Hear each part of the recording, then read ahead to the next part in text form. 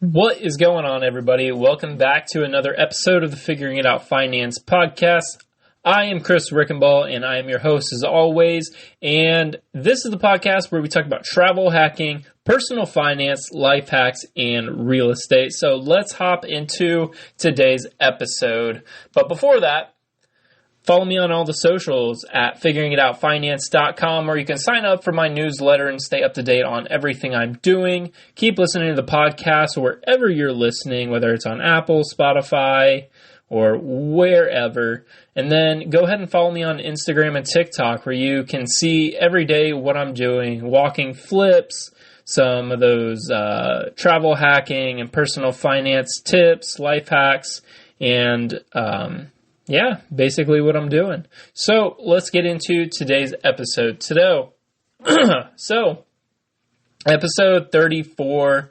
It is Thursday, June 27th, and I am about 3 months out of my W-2 job to where I was working as a sticker salesman, and I realized that I wasn't going to be making any money, so I left that job and went on a week-long trip with my girlfriend to Colombia. And after that, I didn't end up getting the job with the racing series that I thought I was going to get. So now I'm here doing real estate. So it was a couple weeks just kind of trying to figure out what I wanted to do. So I spent that time getting the Figuring It Out Finance website together, getting the podcast set up, and figuring out where I wanted to go from there. So I built out the 12-week year, and then just kind of went from there. So I built out the 12-week year to really build my Instagram and TikTok and all my social media stuff. So it was all planned out.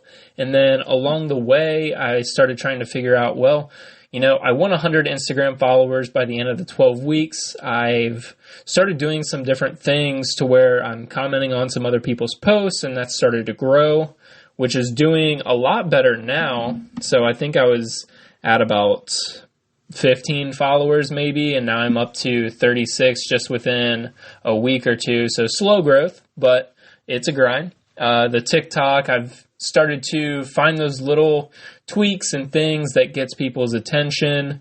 Not in a bad way, but like the hashtags, the location, because all I did was add the Charlotte location and it immediately went up 400 views or more.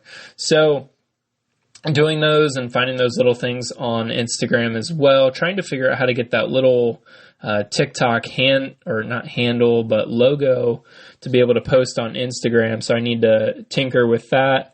I have a new mic coming for the podcast. I'm getting a little bit better on being able to plan out what I want to say on the podcast and just kind of voice my thoughts. So it's only getting better from here.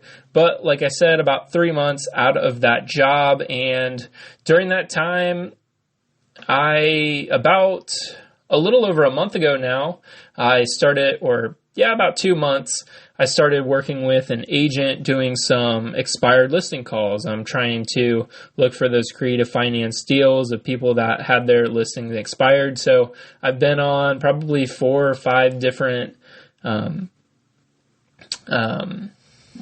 what do you want to call them? I guess not meetups, but sitting down with actual sellers trying to sell their house. So, and talking through quite a few different ways to try and do that. I haven't had one fall through yet, and I haven't been able to make a deal with any of them. But learning my mistakes from those conversations and saying, okay, what's the information I need to know for the next time? What are those rejections that they're going to have? How can I answer them in a way that they can understand so it doesn't sound sketchy? Because it's not. It's all a legal process, but if you're not in the real estate world, then you don't know all these terms being thrown at you. So learning to be able to tell the stories and learn from that experience. But I was able to find a house that was on the market. I called it up and I was able to get that under contract. That was under contract for 10 days. I had to figure out how to raise $35,000. So I stayed at a guy's Airbnb while I was renovating my own personal house. And then we got to talking about real estate and Airbnb. And then I hadn't talked to him since then. And then I reached out to him. I'm like, hey, I know you were looking at doing a real estate deal. Here's what I have going on. Are you interested? And he's like, oh yeah, let's go see it. So he was able to invest with me $35,000 and to do the deal. And then he's like, yeah, I got a buddy who's a contractor. I know him really well. I'll have him reach out to you. So he gave me a call, and then I got connected with his team. And he had a buddy in Connecticut who's a contractor, and they drove all the way down from Connecticut and knocked this thing out in 12 days. So there's an extra 4 days in there for little touch-ups, and then 2 days for me doing landscaping. But other than that, that team came in, demoed, installed, and did everything within 12 days. So they did an awesome job, and today it just went on the market. So, and then being able to really dive in and understand where I messed up a little bit. So I under budgeted for sure, almost about $8,000 to $10,000. So I had to eat that on the other side of it. So I'll have to hold a little bit of credit card debt until I sell it. So we listed it at a price to sell. So we already know what we're willing to accept from where we listed it, because even we didn't list it very aggressively at all. We think it's actually valued a little bit under what it is. However, we got it out there, and I guess we'll see where that goes. But being able to do that, really taking the first steps and being able to profit probably about $20,000 to $25,000 off of it, off of one deal. I'm like, man, I only need to do 2 or 3 more of these this year, and I'm going to make more than what I was going to make in 1 year at my first job and in my second job combined in 2 years. So, that's a really powerful thing and a powerful mindset change that I felt like I was going through at that point. I'm like, man, if I make 15 to 20,000 and I flip 5 houses this year, that's almost $100,000. It's like, why in the world would I think about doing anything else? I really didn't have to work that hard for it either, which is kind of crazy and kind of goes against the real estate code, but that's not bragging about it. That's just what it was. All I had to be available for was some phone calls to be able to pay, put the deal together, and then, start looking for that next one. So now we're looking at some duplexes down in Charlotte to be able to flip. So now it's going to be back to raising money, about probably 70 to 80 grand. So, and we already have it lined up because I was able to network with some other people in this area. One who I bought my girlfriend's car from, and they're like, yeah, we want to do a flip with you. So it's like, all right. So I already got an investor there.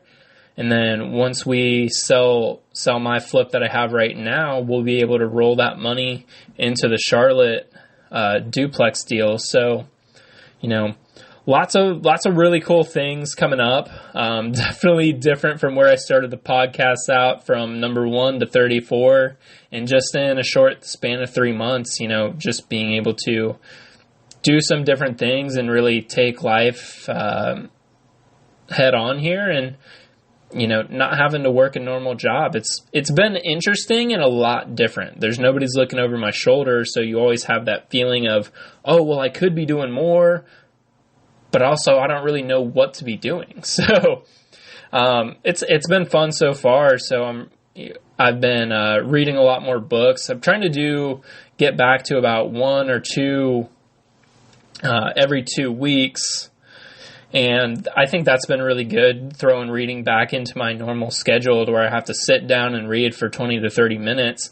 I've just been able to learn. So right now I'm reading The E-Myth, which, I don't think it's really reaching out to me. I think it's pretty in line with how I felt before, and then just kind of nailing down some of those extra details, because like working in 2 small businesses and startups, you're able to see those mistakes, and where I can see it, and I've read a couple books already, it's like, yeah, that looks a lot like common sense to me. So, and that's not bragging or trying to be full of myself. It's just like, hey, this is what's going on. It's like, I see this, what here's how I can help. If you don't want the help, then I don't know what to do here. Because if I'm just being an employee, I'm not going to be able to help solve that problem down the road.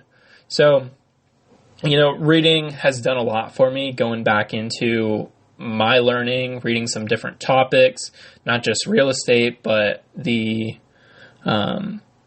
just being able to have the time to sit down, read a topic, and get better.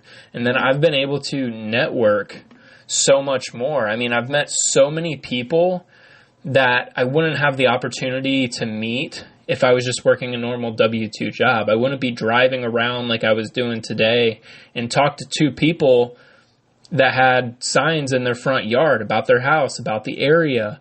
This guy who I talked to today, he had a for sale by owner sign out there, and I just rolled up and said, "Hey, I saw the for sale by owner sign. Are you selling your house?" He's like, "No, I'm just selling this junk over here."